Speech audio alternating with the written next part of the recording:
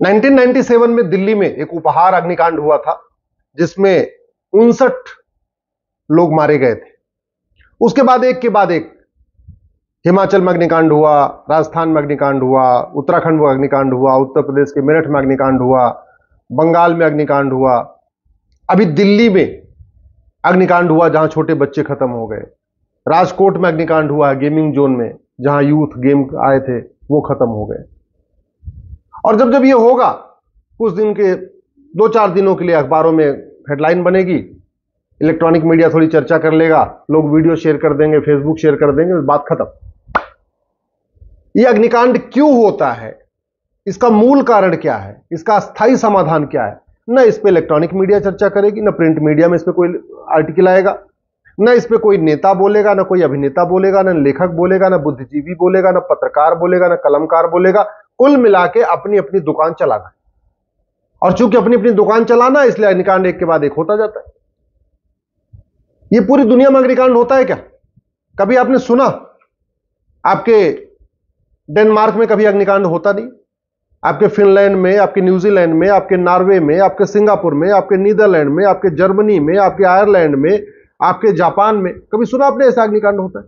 नहीं होता, क्योंकि वहां पे न भ्रष्टाचार है, न वहां पे कमीशन खोरी है। ये जितने अग्निकांड होते हैं इसका मूल कारण है भ्रष्टाचार।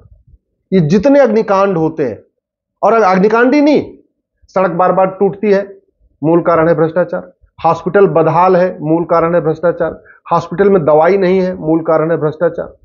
थाने बदहाल है, मूल कारण है भ्रष्टाचार। अगर आप ध्यान से देखिए तो भारत की 50% समस्याओं का मूल कारण है भ्रष्टाचार। अवैध हथियारों का कारोबार चल रहा है, मूल कारण है भ्रष्टाचार। नशा तस्करी चल रही है, मूल कारण है भ्रष्टाचार।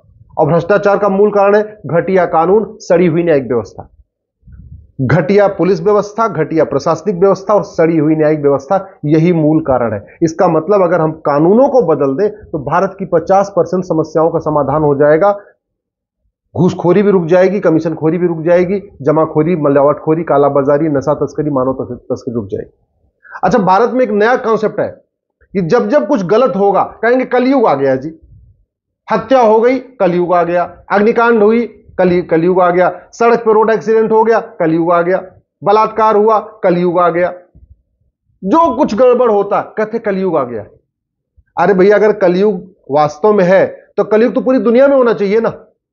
ये पूरी दुनिया में कलयुग क्यों नहीं? भारत में क्यों है? पाकिस्तान में क्यों है? बांग्लादेश में क्यों है? अफगानिस्तान में कलयुग क्यों है?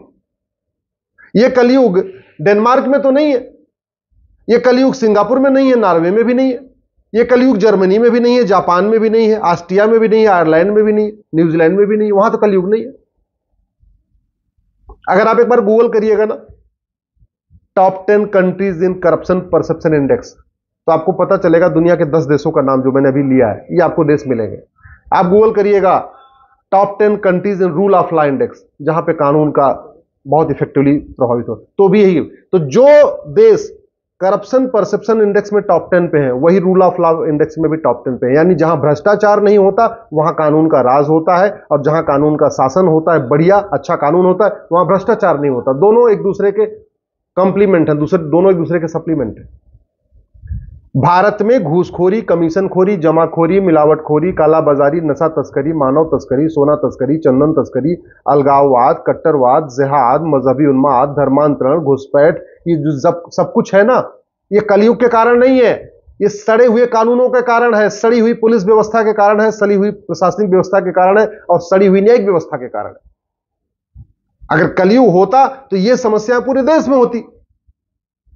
पूरी दुनिया में तो सड़क के किनारे अवैध निर्माण नहीं होता, पूरी दुनिया में तो रेलवे के किनारे अवैध निर्माण नहीं होता, पूरी दुनिया में तो एयरपोर्ट के किनारे अवैध निर्माण नहीं होता, पूरी दुनिया में पार्कों पे अवैध निर्माण नहीं होता, भारत में ही होता है।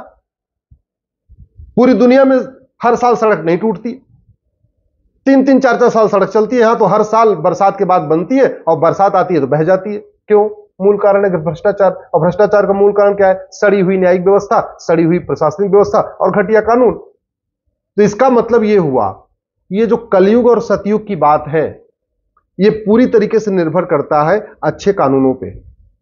जहां बढ़िया कानून है, बढ़िया पुलिस व्यवस्था है, बढ़िया प्रशासनिक व्यवस्था है, बढ़िया न्यायिक व्यवस्था है, फटाफट मुकदमों का फैसला होता है, कानून कठोर है, कानून का खौफ है, साल साल भर के अंदर न्याय होता है, सजा मिलती है, वहां पे सतयुग है।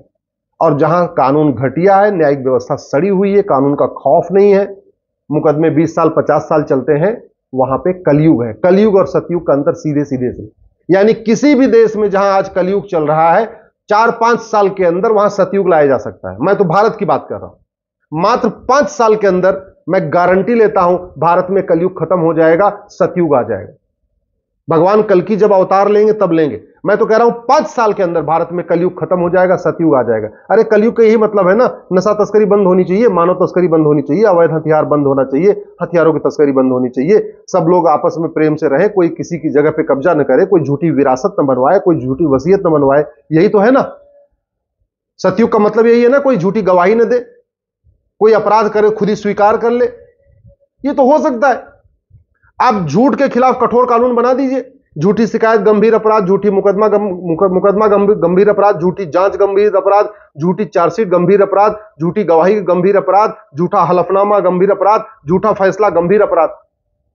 न कोई झूठा शिकायत करेगा, न कोई झूठी गवाही देगा, न कोई झूठी जांच करेगा, न कोई जज कोई झूठा फैसला देगा। यानी कानून बनाते ही कलयुग आपका सतयुग में बदल गया।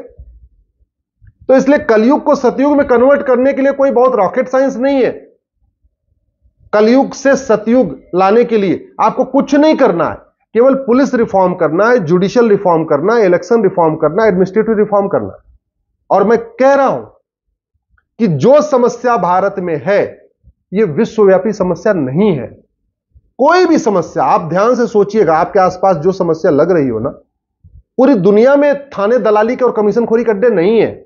पूरी दुनिया की तहसीलों में कमीशन खोरी और भ्रष्टाचार नहीं है। पूरी दुनिया के कलेक्टर भ्रष्ट नहीं है।